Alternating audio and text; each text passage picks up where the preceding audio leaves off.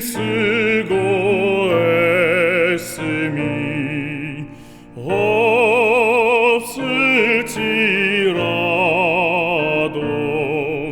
이 삶에 오면 다 마시겠네. 이 샘에 나는 물 강같이 흘러 온 천하 만국에 다 통하네. 빈부나 귀천이 차별이 없고 다 와서 먹고 편히 쉬겠네. 신기한 샘물을 마신 자마다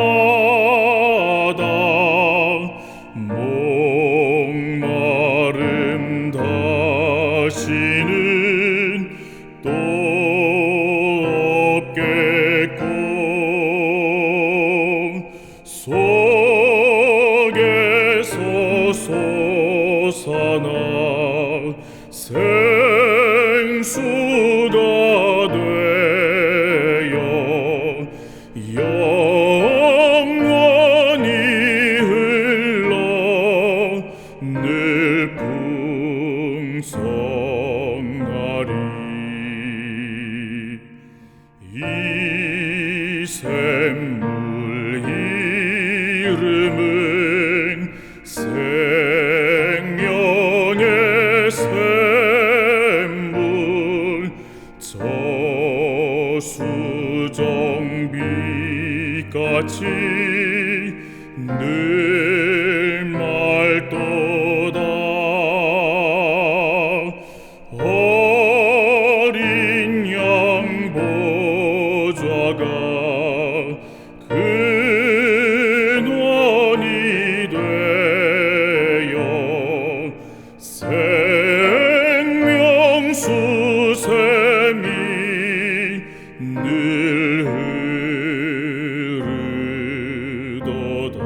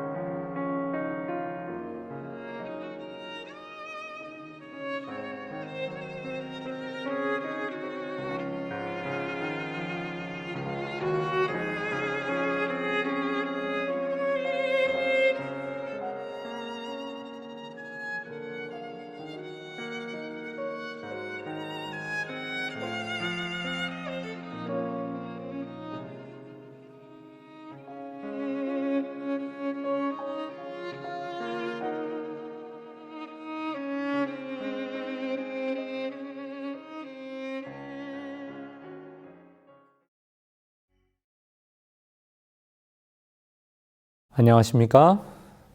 오늘도 하나님의 말씀으로 함께 은혜 나눌 수 있게 되어 감사합니다. 여러분은 공부를 좋아하시나요? 시험 공부는 혹시 어떻게 하시나요?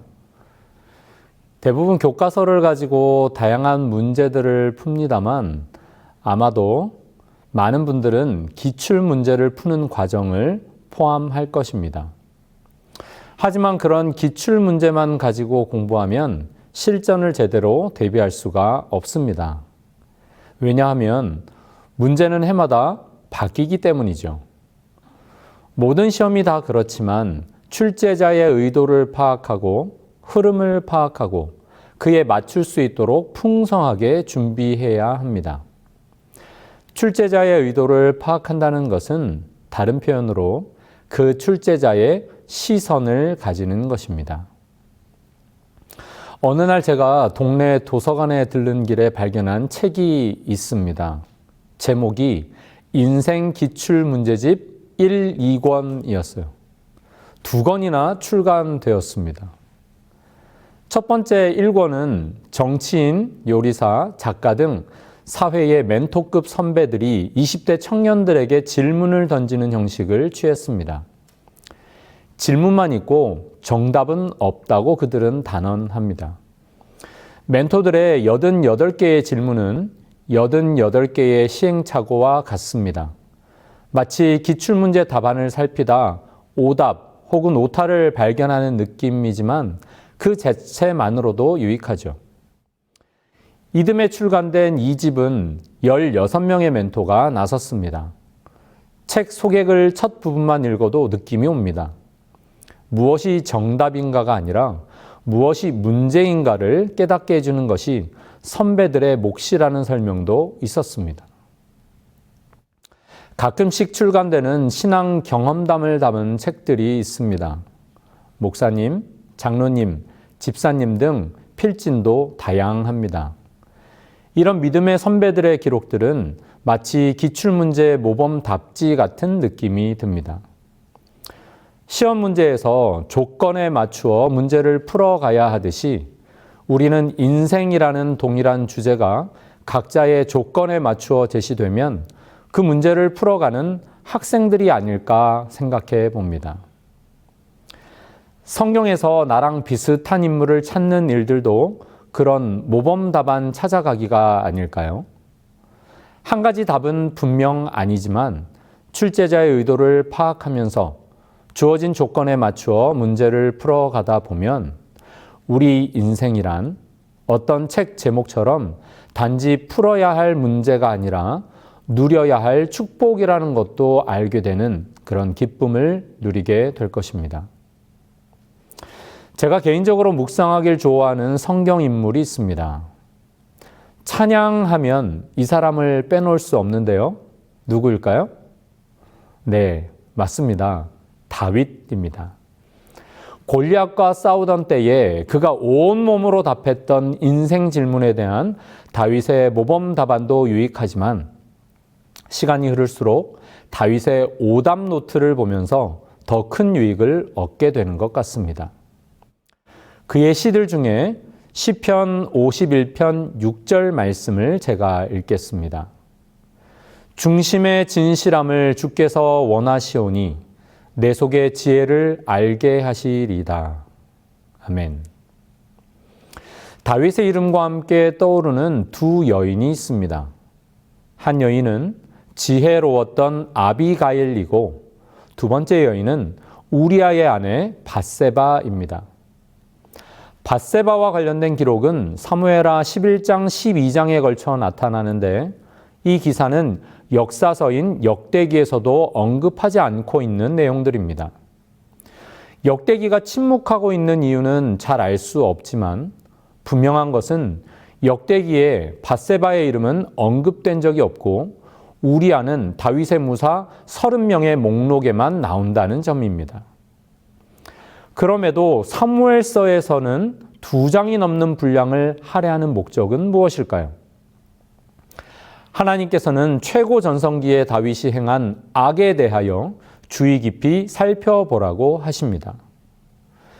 사무엘하 11장의 기사를 짧게 요약해 보겠습니다.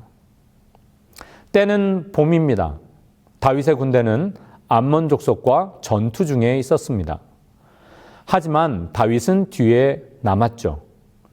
이제 왕으로서 위치가 확고해진 그로서는 더 이상 전장에서 실력을 증명해 보일 필요가 없었습니다. 게다가 이것은 굉장히 어렵거나 중요한 전투도 아니었어요. 암몬의 수도인 라빠성을 이미 포위했으므로 거의 다 이겨놓은 전쟁이었습니다. 하지만 부하들은 전쟁터에 나가 있는데 다윗은 그저 후방에 남아 있다는 대목에서 우리는 좋지 않은 일의 전조를 느끼게 됩니다. 전쟁 중에 용사가 집에 남아 있다는 것은 무엇인가 맞지 않는 것이죠. 그의 신앙 고백이 넘쳐났던 현장에서 다윗은 잠시 뒤로 물러나 있습니다. 어느 날 오후 다윗은 근처에 여러 집 안뜰이 내려다 보이는 궁전 옥상을 거닐다가 우연히 한 여인의 목욕 장면을 보게 됩니다. 그녀는 정말 아름다웠어요. 다윗은 그녀가 누구인지 알아보도록 신하를 보냅니다. 신하의 보고에 의하면 그 아름다운 여인은 지금 전장에 나가 있는 충직한 신하 우리아의 아내인 밧세바였습니다. 그녀에게 남편이 있는데도 다윗은 신하를 다시 보내어 그녀를 데려오도록 했고 특별한 저항 없이 그녀가 왕궁으로 왔을 때 잠자리를 같이 하고는 돌려보냅니다. 이제 시간이 좀 흘렀습니다. 남편 우리아가 아직 싸움터에 있는 동안 밧세바는 자신이 임신한 사실을 깨닫고 다윗에게 전가를 보냅니다. 다윗은 주저하지 않고 우리아를 전쟁터에서 불러들여 휴가를 주면서 이 문제를 해결해 보려고 합니다. 우리아가 곧장 집으로 가서 아내와 잠자리를 같이 하게 되면 장차 태어날 아이는 당연히 우리아의 아이로 여겨질 것이기 때문입니다. 그러나 충직한 군인인 우리아는 동료들의 수고를 기억하며 다윗 궁정의 위병소에서 잠을 잤습니다. 심지어 술에 취하게 만들어 집으로 보내고자 했지만 소용이 없었습니다. 우리아의 충성은 다윗의 곤궁이 되었습니다. 전기 작가이자 시인인 피터 에크로이드는 이 사건과 관련하여 우리아의 술 취함이 다윗의 각성보다 더 경건하다라고 말했습니다. 햇사람, 즉 히타이트 족속인 우리아 장군, 그의 이름은 여호와는 나의 빛, 불꽃이시다라는 뜻입니다. 신앙심을 가진 용사로서 얼마나 합당한 이름입니까? 그는 이방인이었지만 이제 다윗의 군대에서 하나님의 말씀에 접촉했던 충직하고 성실한 사람이었습니다. 그런데 그랬던 그를 다윗은 어떻게 했나요? 다윗은 전장에 나가 있는 요압 장군에게 우리아를 전방에 배치하여 죽도록 하라는 편지를 봉하여 우리아의 손에 들려 보냅니다. 요압은 그 음모를 지시받고도 그대로 따르죠. 다음날 전투에서 우리아는 그의 용사 몇 사람들과 함께 장렬히 전사했습니다. 요압은 우리아의 전사 통지서가 포함된 상황 보고서를 다윗에게 보냅니다. 밧세바는 남편의 전사 소식에 애도하고 그 애도의 기간이 끝나자 다윗은 그녀를 데려와 결혼을 합니다. 유혹에 무너진 다윗의 모습은 어떻습니까? 사무엘하 11장 27절은 다윗의 소위가 여호와 보시기에 악하였더라라고 평가합니다. 이 선언은 우리에게 마치 메아리처럼 들려옵니다. 전쟁터 상황 보고를 받은 다윗은 25절에서 요압에게 이렇게 전하라고 말합니다. 너는 이 일로 걱정하지 말라. 이 구절을 새 미국 표준 성경 NASB는 번역하기를 이것을 너의 눈에 악하게 보지 말라라고 기록했습니다. 25절의 다윗의 말과 27절의 하나님의 선언 사이에서 우리는 말씀 한 구절을 떠올리게 됩니다. 그것은 다윗이 기름 부음을 받을 때 사무엘에게 하신 하나님의 말씀입니다.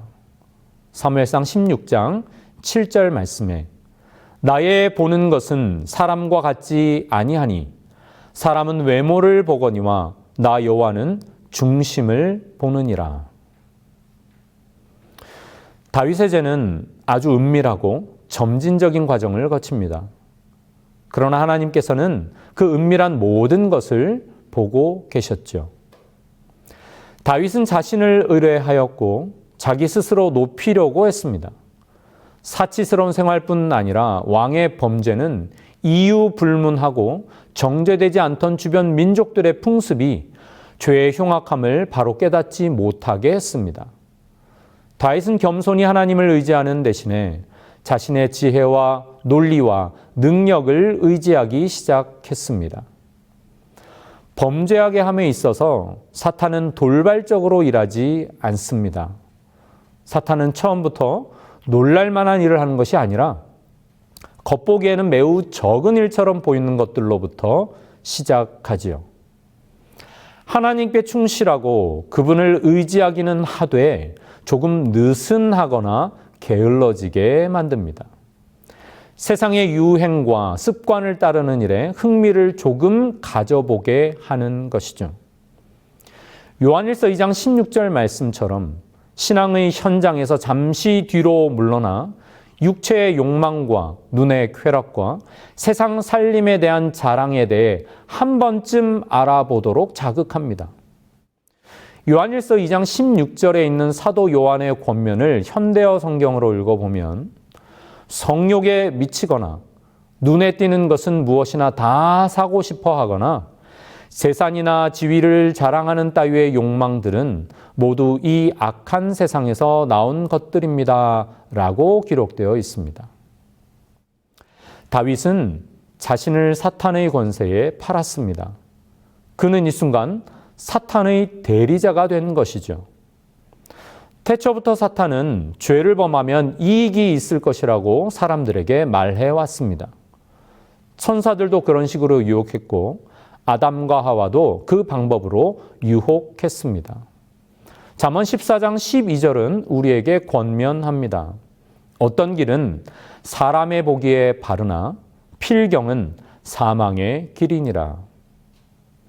우리는 이렇게 말할 수 있습니다. 신속히 죄의 길에서 떠나는 자는 복이 있나니 생명이 저희 것이며.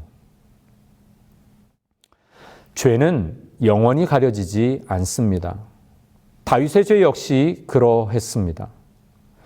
가만히 생각해 보면 다윗이 그런 끔찍한 범죄를 행하고도 아이를 낳을 때까지 거의 1년을 버젓이 의로운 왕이요 재판관 행세로 보냈음을 알게 됩니다. 표면상으로는 안전히 거하는 것처럼 보였고 하나님의 불쾌히 여기신다는 아무런 외적 증거도 없었습니다. 그러나 스스로 이미 그 죄악의 열매를 거둬들이고 있었습니다.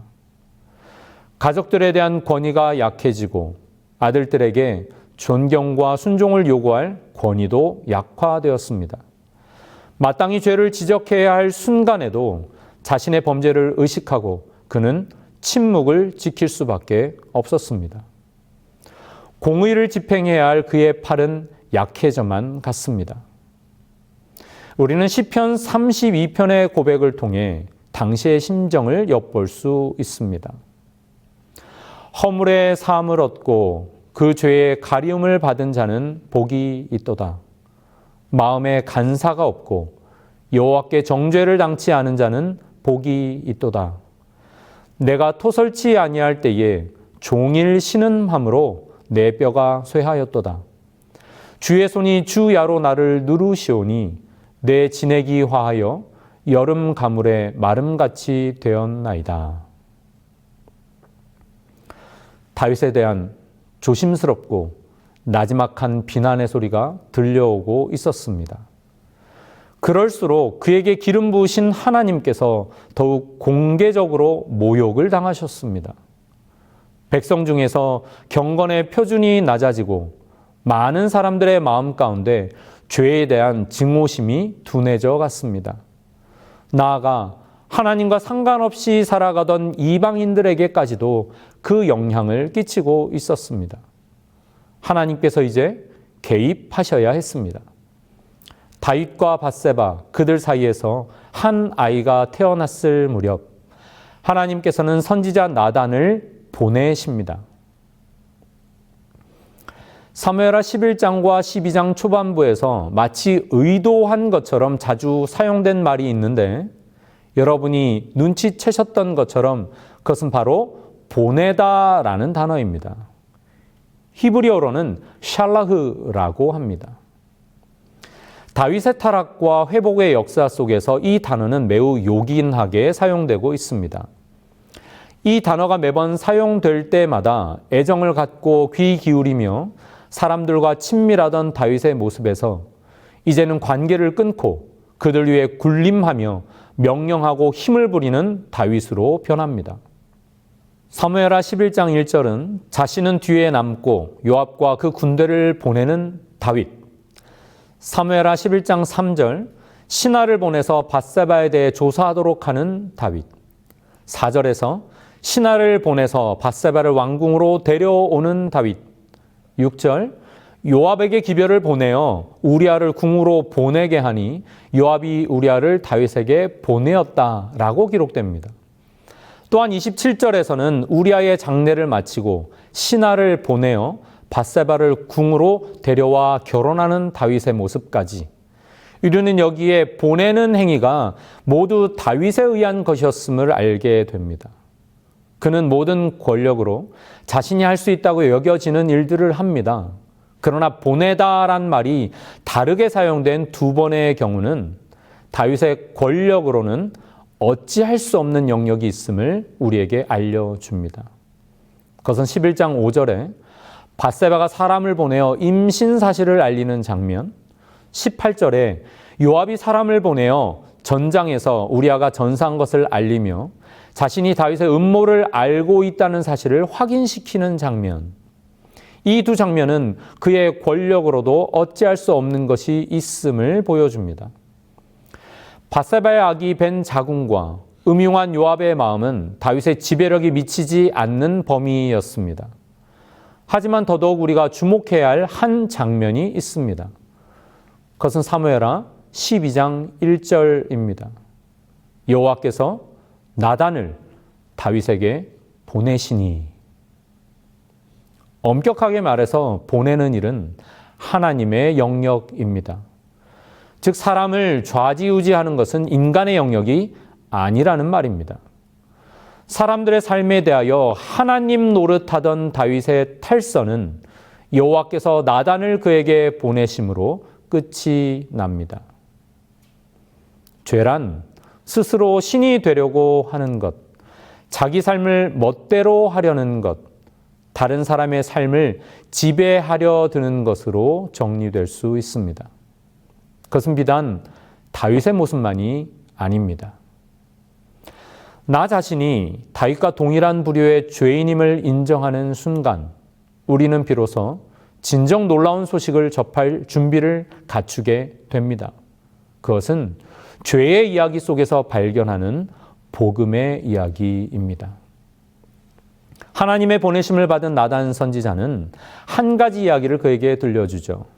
한 성에 부자와 가난한 사람이 있었는데 부자는 소유가 매우 많음에도 불구하고 자신의 손님을 위해 그 가난한 사람이 자식처럼 기우던 하나뿐인 암양을 빼앗아다가 손님 대접을 했다는 이야기였습니다. 이야기를 듣던 다윗은 정의감에 불타며 그 사람은 죽어 마땅하다라고 선언합니다. 또한 양을 4배로 갚아야 한다고 왕이요 재판관으로서 명령했습니다. 다윗은 나단의 이야기 초반에서도 자신이 지금 설교를 듣고 있다는 것을 인식하지 못합니다. 그 설교에는 하나님의 이름도 회개하라는 직접적인 호소도 없습니다. 그저 하나의 이야기일 뿐. 그러나 다윗은 스스로 의로운 재판관으로서 그 이야기에 심취했고 이야기가 다 끝나기 전에 화를 버럭 냅니다. 그 순간 나단은 당신이 바로 그 사람입니다 라고 선언하죠. 복음이 겨냥하는 것이 바로 이것입니다. 당신이 바로 그 사람입니다라는 선언. 복음은 결코 누군가 다른 사람에 관한 것이 아닙니다. 그것은 언제나 나에게 대한 것입니다. 복음은 상황이나 문화에 대한 논평이 아닙니다. 복음은 실제 하는 사람, 실제의 고통, 실질적인 죄, 바로 그것에 대한 것입니다. 이러한 초점을 잃어버린다면 복음은 그저 일반적인 선언, 막연한 견해, 종교심에서 우러난 분노 정도가 되어버릴 것입니다. 사실 그런 일이 우리 삶에 너무나도 자주 일어나죠. 다윗 역시 그랬습니다. 다윗은 나단의 설교를 다른 사람에 대한 설교로, 다른 사람의 죄와 어려움에 대한 이야기로 들었습니다. 나단의 설교를 한마디 한마디 들을수록 다윗은 더욱더 종교적인 사람이 되어 갑니다. 가난한 사람에 대한 동정심과 부자에 대한 분노가 가득했죠. 이런 동정심 같은 사랑과 이런 분노 같은 정의감은 정작 나의 삶에 아무런 영향을 끼치지 못합니다. 다윗이 그런 종교적이며 도덕적인 감상에 빠져 있을 때 갑자기 복음이 정확하게 초점을 맞춥니다. 당신이 바로 그 사람입니다. 다윗은 이제 복음의 초점에 섰습니다. 그것은 다름 아닌 자신의 이야기였습니다. 그는 막연한 종교심을 버립니다. 그는 이제 다른 사람들의 삶에 대하여 이러쿵저러쿵 판단하기를 그만둡니다. 그리고는 하나님 앞에서 자신이 누구인가를 깨닫습니다. 그렇습니다. 저는 바로 죄인입니다. 문제 있는 사람입니다.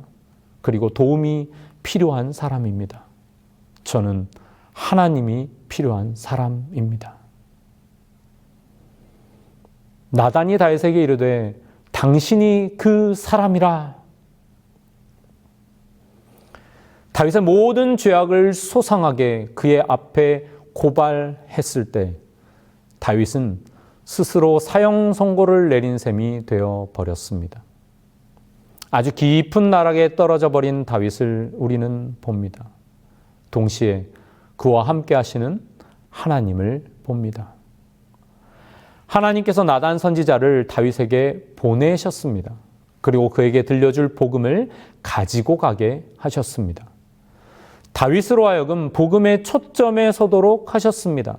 그것만이 다윗이 회복될 수 있는 유일한 방법이었기 때문입니다. 놀랍게도 선지자 나단의 이름 뜻은 선물입니다. 하나님께서 다윗을 위한 복음의 선물을 허락하셨던 것이죠. 이제 다윗은 어떻게 합니까? 이제 우리의 반응은 무엇이어야 합니까? 사무엘하 12장 13절 전반부에 다윗이 나단에게 이르되 내가 여호와께 죄를 범하였노라 고백합니다. 그런데요, 이게 무슨 말이죠? 그는 이미 밧세바와 간음했고 우리아와 장수들을 살해했습니다. 그런데 그들을 다 접어두고 내가 여호와께 죄를 범하였다고 말합니다. 이 즈음에 지은 노래가 시편 51편입니다. 여기서도 다윗은 4절에서 내가 주께만 범죄하여 주의 목전에서 악을 행하였다고 말합니다. 오해하지는 마십시오. 다윗은 죄의 본질을 바로 보고 있었습니다. 모든 죄는 궁극적으로 하나님께 범한 것입니다. 마태복음 25장 40절에 기록된 예수님의 말씀처럼 지극히 작은 자 하나에게 한 것이 곧 내게 대한 것이라 하신 것에 비추어 본다면 그의 고백은 더더욱 바른 고백이 될 것입니다. 다윗은 그렇게 고백하고 있었어요. 복음을 개인의 것으로 바르게 깨닫는 사람, 그 사람의 첫 번째 반응은 바로 이것입니다. 내가 여호와께 죄를 범하였노라. 죄를 짓고 있는 동안에는 그것이 죄라고 느끼지 못합니다. 오히려 신이 된 듯한 종교적이고도 만족함이 가득한 느낌으로 마비되어 버립니다. 다윗이 신하를 보내어 밧세바를 데려왔을 때 그는 자신이 죄인이 아니라 그녀를 사랑하는 자라고 느꼈습니다. 다윗이 사람을 보내어 우리아를 불러왔을 때에도 다윗은 자신이 죄인이 아니라 왕이라고 느꼈습니다. 그러는 중에 그의 삶에는 하나님께 대한 예배가 사라져 있었습니다. 복음의 초점에 바로 설 때야 비로소 자신이 죄인임을 깨닫게 됩니다. 나단이 다윗에게 대답하되 여호와께서도 당신의 죄를 사하셨나니 당신이 죽지 아니하려니와. 다윗의 고백은 단순하고 즉각적이었습니다. 나단을 통한 하나님의 용서의 보증 역시 즉각적이었습니다. 그러나 나단은 덧붙이기를 다윗이 여호와를 경멸하였기 때문에 그의 범죄로 태어난 아기는 죽을 것이라고 하였습니다. 다윗 스스로가 판결 선언을 한 것과 같이 밧세바의 불륜을 통해 탄생한 아이가 죽습니다.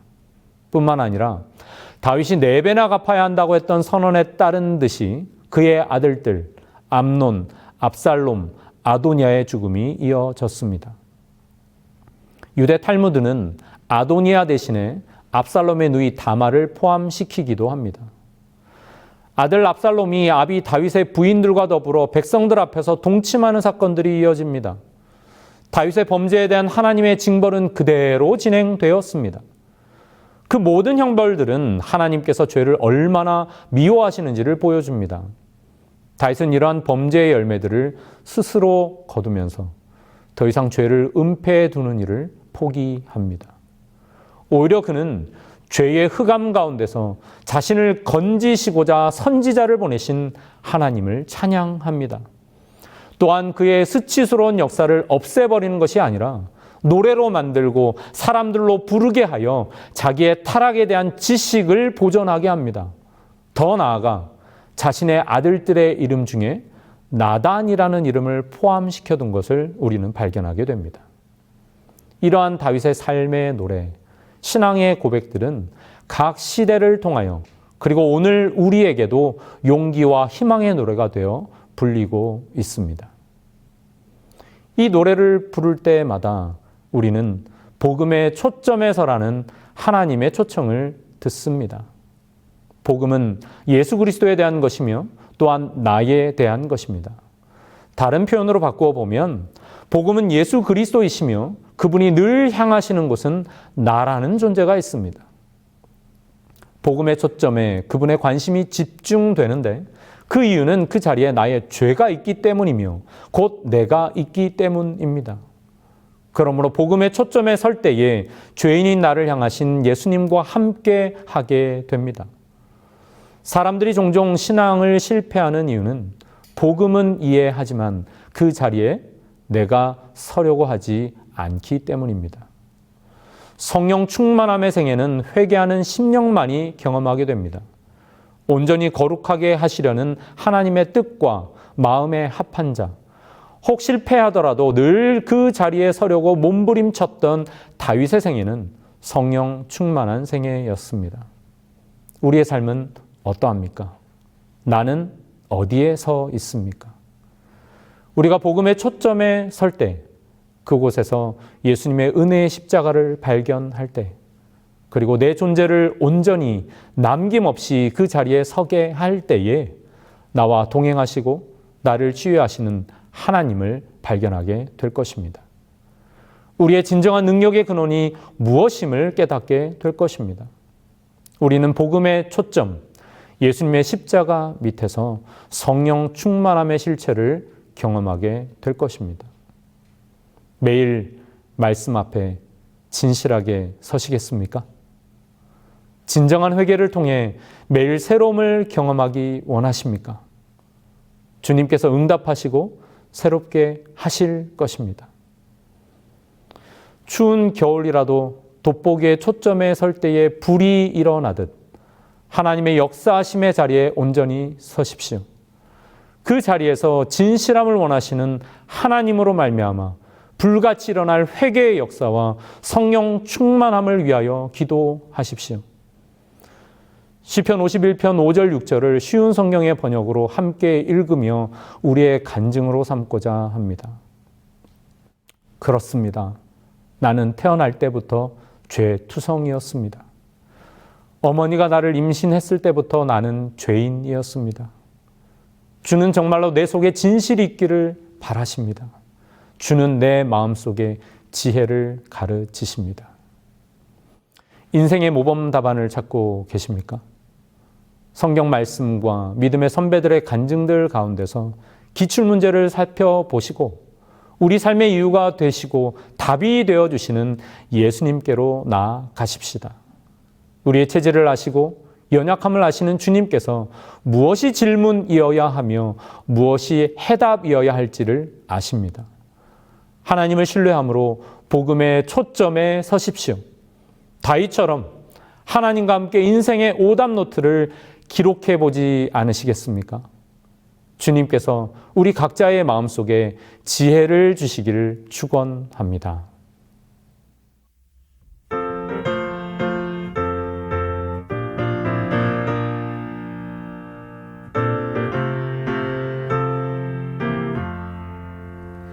주의 음성을 내가 들으니 사랑함이 넘치네. 믿는 마음으로 주께 가오니 받아주심 빕니다.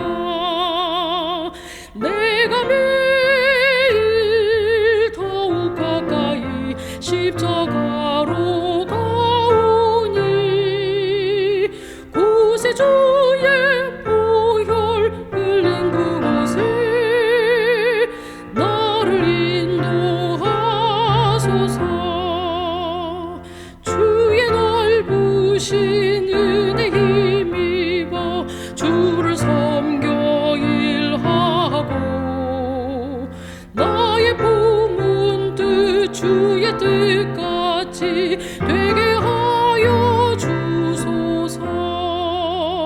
내가 매일 더욱 가까이 십자가로 가오니 곳에 주의 보혈 흘린 그곳에 나를 인도하소서. 주의 안에서 얻는 기쁨은 헤아릴 수 없으며 우리 구주의 넓은 사랑은 증량할 자 없도다. 내가 매일 더욱 가까이 십자가로 가오니 곳에 주의 보혈 흘린 그곳에 나를 인도하소서.